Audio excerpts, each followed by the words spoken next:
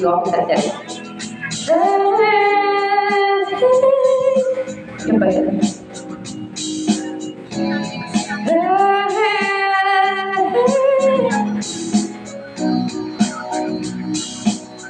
Wait, intro na yan.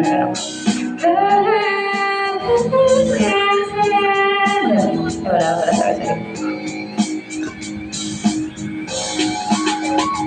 Pero nagaw ko, subukan nyo namang tumayo.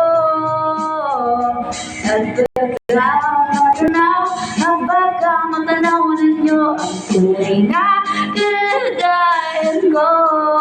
Ganito kasi yan eh.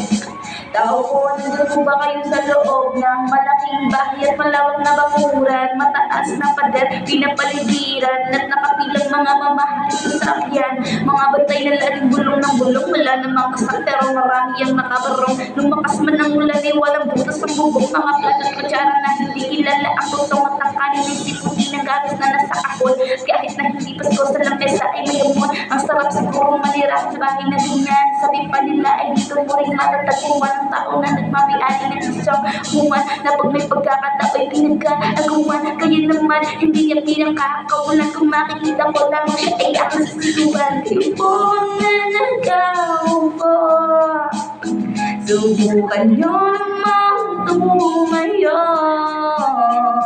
At pagka matanaw ng Diyos, tunay na kalagayan ko.